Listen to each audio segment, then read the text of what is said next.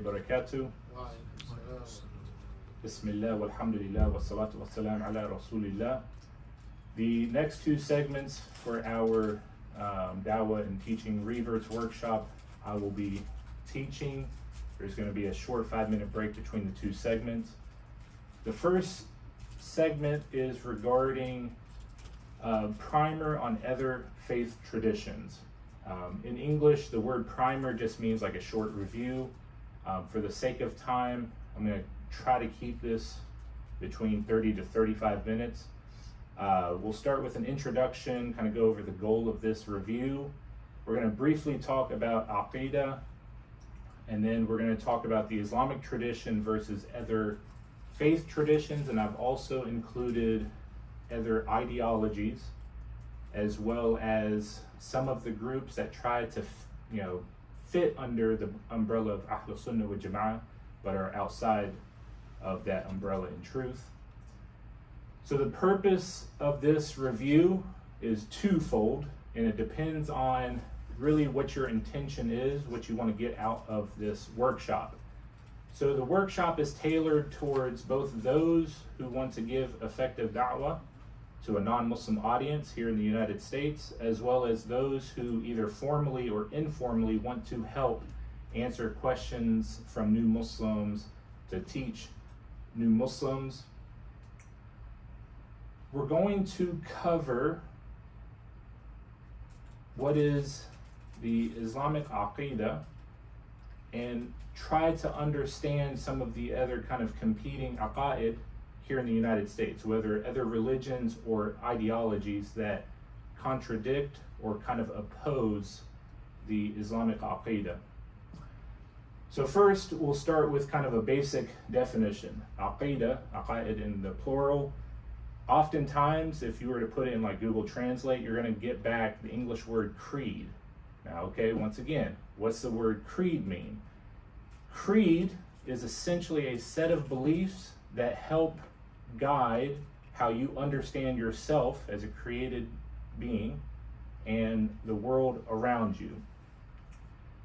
Sheikh Hamza Foy, he is affiliated with Dar al-Qasim. I believe they're in Cleveland, Ohio. He's between the Chicago and the Cleveland Muslim communities. He does a really good job at explaining that typically we think aqa'id is just, it's a religion. And what he explains is that it's not just religion, but it's also can be used to, refer to ideologies as well. In English, anything that ends with that suffix ism, is, he argues that you should at least treat them as aqidas as well. Some of these isms that influence, the American audience is hedonism, liberalism, conservatism, nihilism.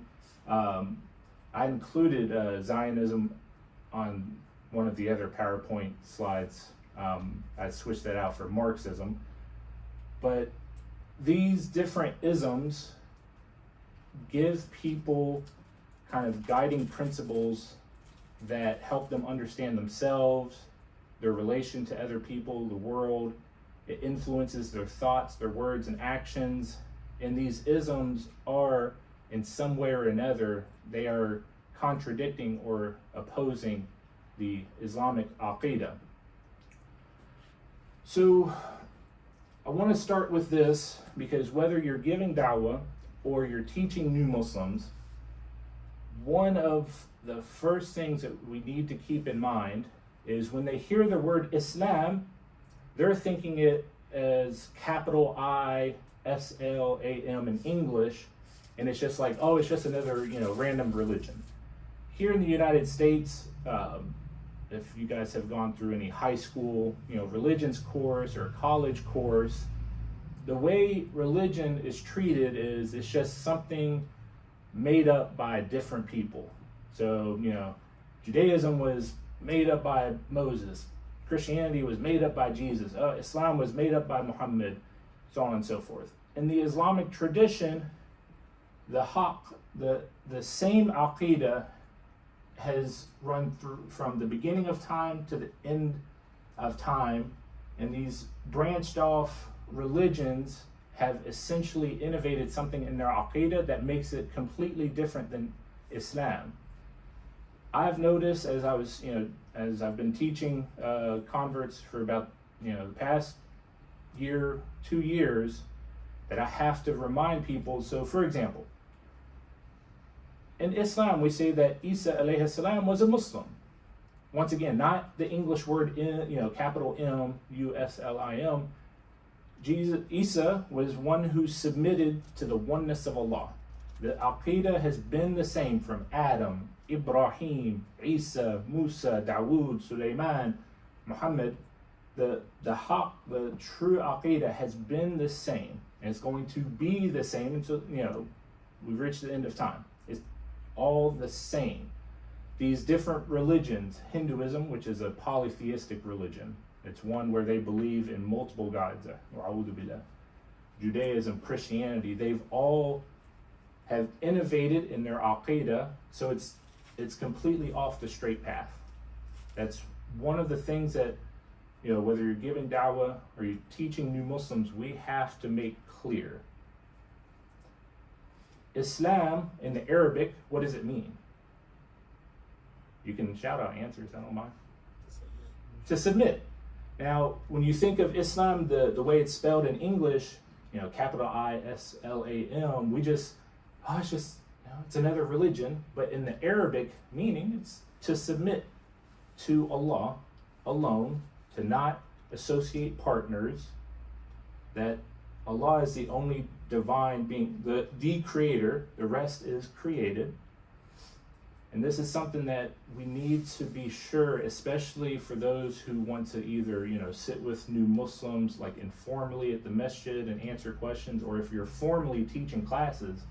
This is a very important thing to teach from the get-go, because from their prior education, whether high school, college, they may be thinking of Islam as like capital I-S-L-A-M. Oh, it's this religion, and Christianity, capital C. Judaism, capital J.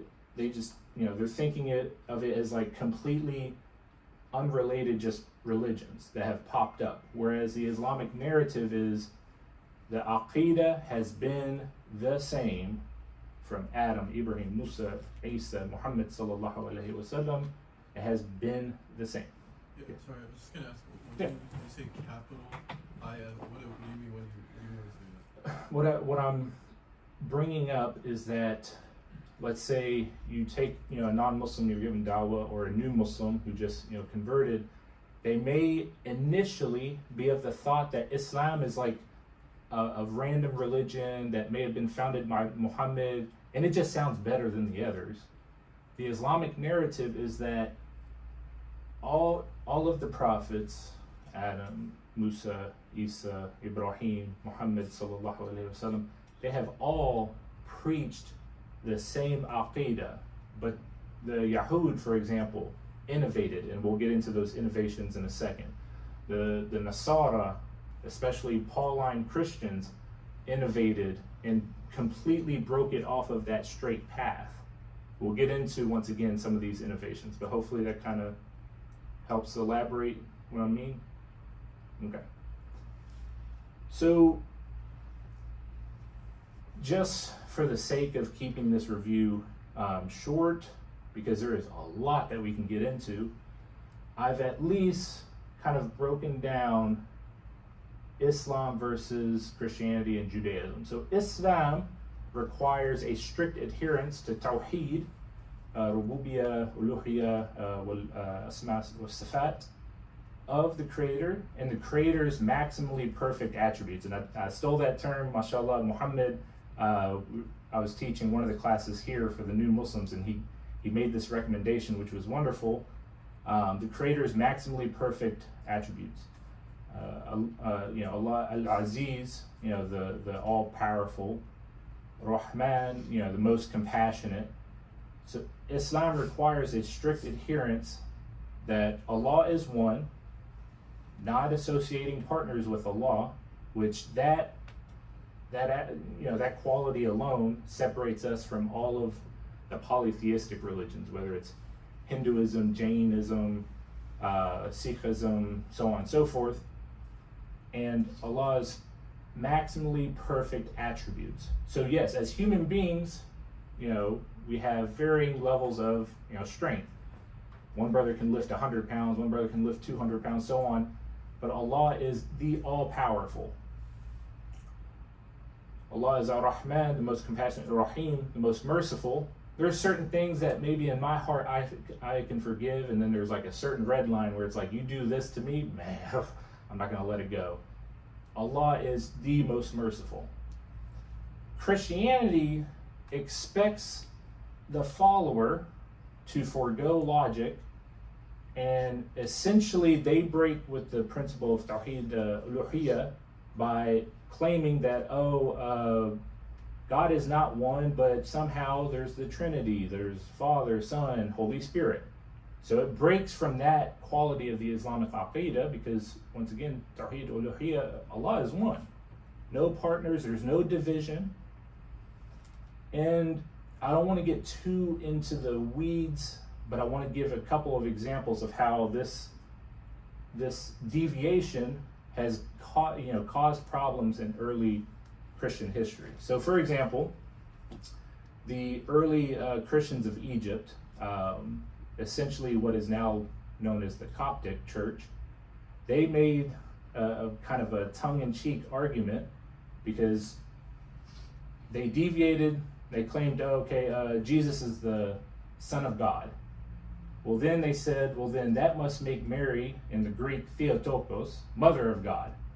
Now, once again, they were like, no, we don't like that idea. No. Somehow Jesus is Son of God, but Mary is not the Mother of God. But they were like, if you're going to claim that, then logically, wouldn't that make Mary the Mother of God?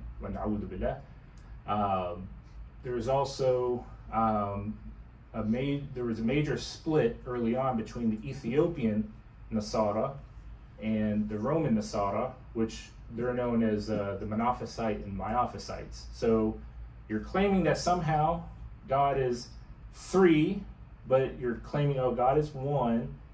The Monophysite, Miaphysites, they got into an argument of, is God like three separate spirits, or is God like three, like in the flesh, separate gods? Majnun stuff, but this deviance from the Aqidah gave a lot of problems to the early Nasara, and essentially Christianity's deviation from the Haqq is in Tawheed Uluhiyya, by claiming that somehow God, which God is one, you're going to claim there's a division. That's, Father, Son, Holy Spirit. With Judaism, which in our context here in like the local community, I'm not aware of any recent converts from Judaism, but I'm going to include it. Judaism expects the follower to forgo logic and accept that God does not have maximally perfect attributes. One example is the Jewish claim that Prophet Jacob wrestled God in the form of a man and beat God in a wrestling match. Now, once again, if you're claiming that the true Aqidah is that Allah is all-powerful, how then can you claim that God was defeated by one of the created beings? There's also, and I've included this, I'm doing kind of more research because it interests me a little bit. The Zionist view that God is somehow apologetic to the Jewish people. There's, unfortunately, in the Jewish tradition, there's this tendency to treat God like he's some random man with feelings, and God is apologetic to the Jewish people, ergo Eretz Israel has been formed, and this is God making up, and I feel bad for leaving you guys without a state. That's the Zionist claim, of course. Obviously we don't believe in that, but these are some of those breaking away from the Haqq that you see in Christianity and Judaism. So there's other ideologies that, once again, we should keep in mind when we're giving da'wah to a non-Muslim audience, as well as keep in mind when we're sitting with new Muslims, we're taking questions from them. Some of these ideologies, they have a name, but if you were to go to the American audience and say, "Are you a hedonist?" they're going to go like, "Well, what's that?" But the underlying idea is entrenched in the mind. So 3 that I want to cover, it's not an exhaustive list. The first of the 3 is hedonism. Hedonism is the idea that our purpose in life is the attainment of our selfish pleasure.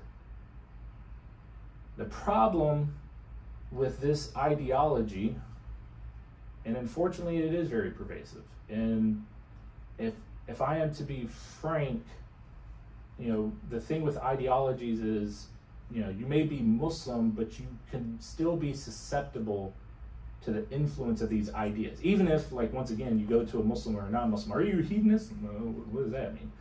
But it's still just that idea seeps in the mind. And this, before I kind of explain it further, this is why the conscientious study of aqa'id is important. Because essentially aqa'id is the way the mind worships Allah. Right? We don't take our brains out of our skulls and let it do salah. No. It doesn't have money to spend in sadaqah. But mentally, how you think about your purpose in life, your relation with other people, your family, the community, and so on, this is how the mind worships Allah. So hedonism being the idea that your selfish pleasure is the main purpose of life. And it says in Surah Furqan, verse 43, "Have you seen the one who takes as his God his own desire? Then would you be responsible for him?" The problem with this ideology is, let's just take all of us in this room. All right, my selfish pleasure is, man, I just want to chill all day, not do anything. Once again, I'm not saying any of you guys have that, but let's just say all of us have that same selfish pleasure. I just want to chill. I don't want to do anything. Well, guess what? If all of us in the room have that same desire, ain't nothing getting done. God forbid, Assad breaks his leg. Oh, God, I just want to chill, man. I don't care about taking him to the hospital. Let that be Matthew's problem. Let that be Mahad's problem. Well, theoretically, I'm not saying that this is what we're feeling. Matthew's like, I just want to chill. Let that be Mahad's problem. Mahad goes, I just want to chill. Let that be somebody else's problem. That is the fundamental issue with hedonism. Either that, in that we're not caretaking our community, or God forbid, my selfish pleasure is, a'udhu billah, to take advantage of women, to steal from that store. Well then, that very selfish pleasure is infringing on somebody's safety, their security. Unfortunately though, hedonism, even if we don't call it by that name, is a very pervasive ideology here in the United States. So for example, you probably have heard this phrase, pull yourself up by your own bootstraps.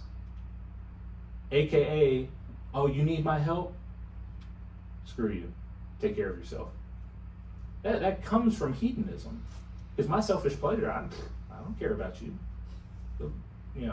Be somebody else's problem. It, unfortunately, is a very pervasive ideology. And it is one that contravenes is an English term that means opposes the Islamic aqa'id. Because we should care for one another. We should ensure that our neighbors are safe from our conduct, from our words, from harm, from ourselves. The second ideology is nihilism. Nihilism, once again, you go up to somebody, are you a nihilist? Unless you're going to like the humanities department at U of L, they're going to look at you like, what is that? Nihilism is the idea that life has absolutely no meaning. Typically, you'll find people of kind of atheist aqa'id, they have this idea that life has absolutely no meaning. There are no consequences to how we live our lives. And this verse from Surah Baqarah, and establish prayer and give zakah, and whatever good you put forward for yourselves, you will find it with Allah. Indeed, Allah of what you do is seeing. So, I don't, especially with this one, I don't want to get too much into the weeds, because opening up the discussion on like how to kind of combat like atheist thought is, A, mentally it can be a little taxing, and B, there's so much that we can go over. Usually, somebody who's taken their shahada has in effect rejected this ideology, because once again, new Muslims realize, okay, life does have a meaning. I am searching for that meaning. Ergo, I have accepted Islam to kind of understand that a little bit. This workshop that we're doing is not a one and done. The intention is the Louisville Muhsineen, we're going to put on this workshop every 3 to 4 months for the benefit of the community. I want to spend one of the sessions in the next workshop specifically on atheism, but this is a pervasive ideology, and it's one that typically, like Brother Omar was explaining, a nihilist has no regard for the mu'amalat. They have no regard for the dealings, because if you were to accept this idea, then once again, I can smack Yazin upside the head, and it's like, there's no consequence. There might be a consequence. He might hit me back, but if I get away with it, then no consequences. But inshallah, I want to spend more time discussing kind of nihilism and atheism in a future workshop. The third ideology is one that even among Muslims, we find this idea kind of creep in, and I'll kind of get into it. So the third ideology is materialism. Once again, if you were to go to somebody, are you a materialist? They're going to go, shoot, like what? Like, I don't know what that means. Materialism is the idea that the only haqq, the only truth, is the material world, and we should measure our impact in life on material gain. Now, you may be asking, okay, but how does this affect Muslims? Unfortunately, there's a number of Muslims who will, they'll say, well, the ummah is, destroyed because, we're not getting into artificial intelligence, we're not, our countries are poor, that sort of thing. And in Islam, material gain, especially rizq, sustenance, has nothing to do with whether you're a good Muslim or a bad Muslim. In Christianity, most likely, a few of you have heard of what's called the Protestant work ethic. This was, unfortunately, a further deviation in Christianity, which was the idea that if you're wealthy, God must love you. And the inverse, if you're broke, God must hate you. The rizq that we get, the time that we get it, how we get it, it's not related whatsoever with whether Allah favors you, loves you or dislikes. That has nothing, no connection. But unfortunately, we'll see that this ideology kind of creeps in in that either, if a Muslim happens to be wealthy, oh man, either they'll arrogantly assume that I got this on, like I did all the work. Like, no, it's a risk from Allah. Or God must love me, somebody's asking for sadaqah. God must not like you because you're over here asking, for sadaqah. Well, na'udhu billah. There's also the inverse, which is somebody who's, doesn't have, their rizq in full. They're not, they're not as wealthy, may arrogant believe that, once again, I'm favored by Allah because, I don't happen to have X amount of wealth. And it's like, well, na'udhu billah, like that, once again, that has no bearing. One shouldn't be arrogant either way, whether they're wealthy or not wealthy. Now, how these other kind of either faith traditions or ideologies affect reverts. With Christianity, there's the narrative that, Jesus died on the cross for our sins. And sometimes you may find new Muslims that converted from Christianity, they may ask a lot of questions about, like, why does God want us to pray 5 times a day? Why does God want this? Because in Christianity, they had the previous idea that, well, Jesus died on the cross for our sins, so we don't really have to put in effort. That typically, kind of influences how they ask questions initially. In Islam, the sheer, kind of the gravity of the fact that each day I'm able to breathe, blood is running through my veins, my nerves are, firing. All of this is a, ni'mah from Allah, a blessing from Allah, that typically will positively influence us to adhere to the Sharia. The fact that I have to pray 5 times a day, I'm able to breathe, hundreds of thousands of breath throughout the day. Yeah, 5 prayers, I'm happy to do that. Because I'm able to live, to experience, to have some degree of health. You want 5 prayers from me? That's a deal. Okay, mashallah. That positively influences us to adhere to the Sharia, to adhere to the ibadat that we have to do. With Christianity, there's that idea of Jesus dying on the cross for their sins kind of throws off that balance when it comes to taqwa. For a Muslim to have strong taqwa, there's that balance of fear and hope.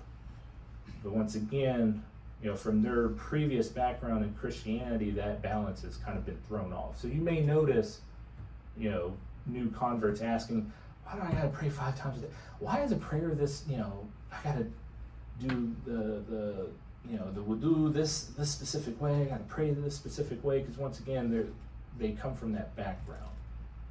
I bring this up to encourage you, whether you're giving da'wah, whether you're teaching new Muslims, to have this context in mind when you're getting these questions and answering them. Have patience with them, because this is kind of the background that they're coming from when they ask certain questions that maybe to us, we're like, if Ubaida or Omar came to me, why do I have to make wudu a certain way? I'd be like, why are you complaining? But once again, the background that they're coming from, this is the reason why certain questions are being asked. With kind of a hedonist, upbringing, a person is not going to be as quick to take into consideration the importance of the mu'amalat, whether it's, the transactions, how you treat others. If somebody was a hedonist before, it's going to take them more time to realize, I better be careful about how I talk to Yazin, or how I treat Omar, or how I'm, buying and selling with Matthew.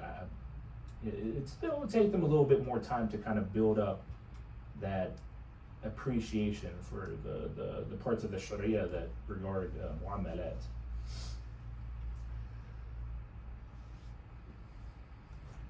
So I've included this portion. You you may have noticed from the slide about the ideologies, I included the political isms like conservatism, liberalism. I do want to spend more time in a future workshop kind of breaking down those. If people, those who are converting to Islam or your audience are of those who are they followed those political isms. One of the things that those political kind of ideologies kind of ingrain, especially liberalism, is the idea that religion is man-made. And in their narratives, they assume that, religion's man-made, thus it must be written with like bias. So like, religion was concocted to discriminate against black people, women, so on and so forth. Once again, this is, if they're coming from that background, we need to, have patience, perseverance in navigating their initial concerns. Don't just blow off, well, Islam must be discriminating against black people. No. Have perseverance in answering those questions. Have especially try to teach them in the masajid so that they can see that, there's people of different races, praying together, we have this, this setting. There's, reasons for, some of some of the Sharia.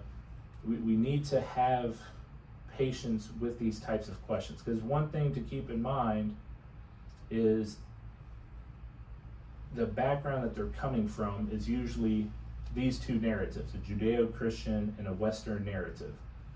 So the Judeo-Christian background is important because for a lot of people in the West that are coming to Islam from that background, they tend to automatically view Islam through the lens of like the Judeo-Christian narrative. What do I mean by that, Hamza? For example, if you study the history of the Catholic Church, for many centuries, they essentially made it to where the lay people, the regular masses, couldn't even read the Bible.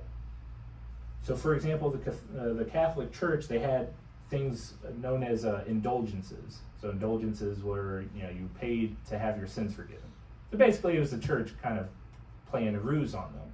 But once again, they didn't have access to being able to read the Bible throughout that time period. So there's, in certain people in the American public, there's that kind of distrust with religion. So we need to have patience.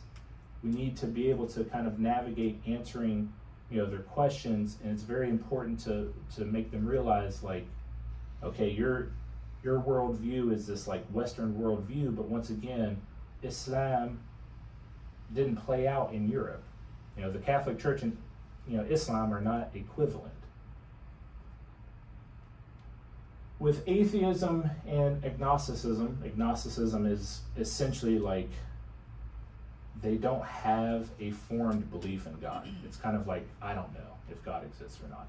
Atheism is, the rejection of God's existence. But, if they're coming from those backgrounds, spend more time teaching the basic aqa'id, the concept of tawheed. As Muslims, unfortunately, we have a tendency to kind of gloss over tawheed and like aqa'id, because it's like, ashhadu an la ilaha illallah wa ashhadu anna Muhammadan Rasulullah. Okay, like I know my aqa'id now. It's like, okay, like the shahada, but there's a lot more to aqa'id.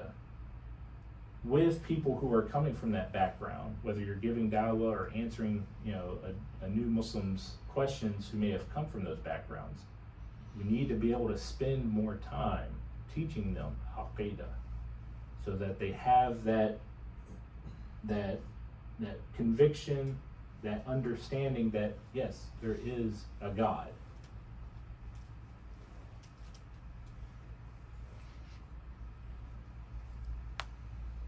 All right. So last topic, and then we'll close this segment. This one, once again, whether you're giving da'wah to a non-Muslim audience or you're answering questions from new Muslims, there are certain groups that try to fall under the umbrella of Ahlus Sunnah wal Jama'ah, which they are not. Okay. And these three groups I have been asked about by new Muslims in the classes that I've taught. So, Ahlus Sunnah wal Jama'ah, there is a hadith in particular that regards the second group, which tends to be like kind of the, not trickiest, but it's the one that people tend to have the most difficulty kind of answering questions about, explaining, okay, look, we are Ahlus Sunnah wal Jama'ah, not Shia. So there's a hadith, and I will pull up the direct reference and I'll share it in the Muslimin group chat.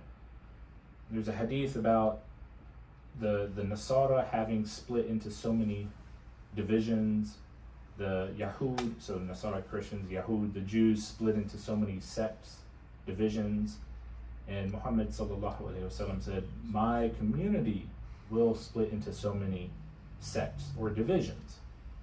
And obviously the companions who were around him when Muhammad sallallahu alaihi wasallam was explaining this, they asked, okay, how do we know that we are on the Haqq?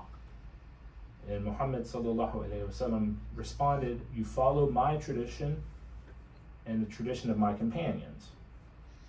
Now I'm going to go into this first group and then the Shia and kind of refer back to that hadith. So this first group, you may have heard another term. I prefer using Qadianis because Qadiani, it's a reference, it's a nisbah on the region that they came from in India. You may have heard the term Ahmadiyya.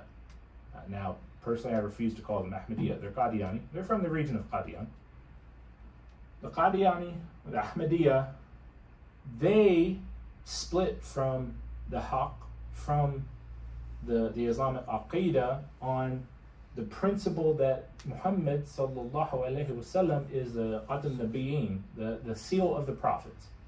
In other words, it is part of our aqa'id that Muhammad sallallahu alaihi wasallam is the last prophet.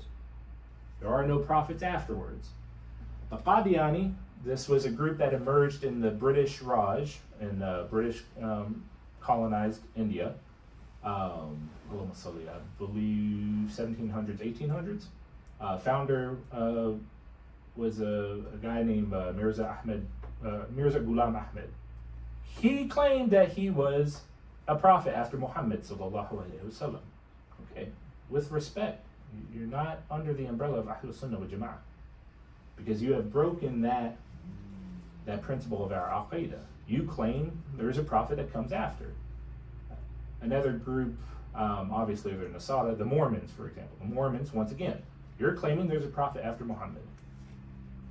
So this is how I explain to new Muslims with respect, Ahmadiyya, the Qadiani, they are not Muslims because they claim there is a prophet after Muhammad. The second group, the Shia, which I know there's different sects of Shia, so on and so forth, but the multiple issues that kind of emerge is claiming infallibility. So in other words, infallibility is just a fancy English term for saying not able to commit sin, free from sin. Now those are the prophets. The prophets are infallible, but one of the issues is they claim certain imams are infallible. Now imam in the classical Arabic is like a leader of a community. But once again, you're attributing something that doesn't belong to regular people like you and I. So claiming infallibility of certain imams is a contradiction from our aqa'id. Disparaging certain companions. Now going back to that hadith, we follow the way of Prophet Muhammad sallallahu alaihi wasallam and his companions.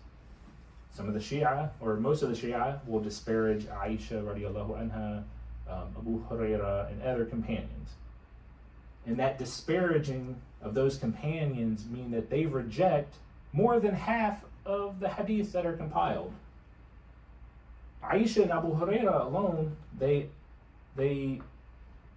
by themselves, at least a third of our hadiths were narrated from, they were attributed to Aisha, relating them, and Abu Huraira. There's also, certain Shia that will claim that Ali was supposed to be the prophet, so on and so forth. These are the principles that I explain to new Muslims. Look, we're going, obviously treat them with decency, but by definition, no, they don't fall under Ahlul Sunnah wa Jama'ah. This third group, which if you're giving da'wah to African Americans, or you have, recent African American converts, they may ask you about a group called Nation of Islam. So the Nation of Islam emerged in the 60s, 70s. They were essentially a kind of black nationalist group. So in the 60s, 70s, unfortunately here in the United States, African Americans were severely mistreated. We had segregation, prior to that slavery, Jim Crow laws, so on. So the Nation of Islam kind of emerged as like a group to try to empower African Americans in the United States in the 60s and 70s. To this day, they're really a kind of a small group. But once again, they deviated a lot from al-Islam. One of those being, once again, kind of a common theme, claiming that there was a prophet after Muhammad sallallahu alaihi wasallam. They claimed that Elijah Muhammad was a prophet. They committed major shirk in claiming that Wallace Fard Muhammad was a god, wa na'udhu billah. And certain elements of the Nation of Islam, kind of in a, I don't, mean to say this like mockingly, but they took the word Allah, how it's spelled in English, so A-L-L-A-H, and they said, God is a man, arm, leg, arm, head, wa na'udhu billah. Now once again, we know Allah comes from the Arabic, and we're, you're thinking of the letters in Arabic, you're like, how did they get that? Because they took how it sounds in English, typically it's written A-L-L-A-H in English, and they kind of created this concept. Once again, these are issues that I point out to the new Muslims in my class, and I said, with respect, we need to be very strict about our definitions. I'm sorry, Qadiani, the Shia, the Nation of Islam, they don't fall under the umbrella of Ahlul Sunnah wal Jama'ah. Once again, behave decently with them, but by definition, they're not Muslims. Just like, I'm not going to sit here and say a Christian is a Muslim. They're not. I'm not going to say a Buddhist is a Muslim. They're not. These three groups, they have come up in discussions that I've had with new Muslims. They also don't fall under that umbrella of Ahlul Sunnah wal Jama'ah. I'll go ahead, put up a few resources. If you have questions, we can spend a few minutes, but real quick, just so I can go through these. If you are interested in learning more comprehensively about the Islamic Aqidah, Aqidah Tahawiyah, which is not like the end-all be-all text, but it is a text that I recommend because there are translations in English. Sheikh Hamza Wal Maqbool, he has a phenomenal 13-part series breaking down the Aqidah Tahawiyah, and really he does a good job explaining it in like simple terms. His 13-part series, if you put in like Hamza Maqbool Aqidah Tahawiyah on YouTube, you'll be able to pull them up. If you're interested in learning more about kind of how we refute Christianity and Judaism, I would recommend Dr. Ali Al-Ta'i, because he speaks Aramaic, Biblical Hebrew, Arabic, and his background is in the kind of problematic nature of like the modern Bible, the Torah, the Christian and Jewish narratives. he has a discussion with a man named Paul Williams. He actually is a new convert who runs a channel called Blogging Theology. If you're interested in how to, refute and argue against atheism and other ideologies, these two brothers are wonderful resources, Hamza Foy and Dr. Carl Sharif Togli. They have also, once again, YouTube series, the Sapience Institute. They have both written and audio. So if you prefer reading to learn, if you prefer listening to learn, I would recommend those two brothers and their resources. We'll go ahead, pause here for 5 minutes. I'm teaching the next segment, so I'm going to stay up here. Are there any questions? Yes. Are there any questions?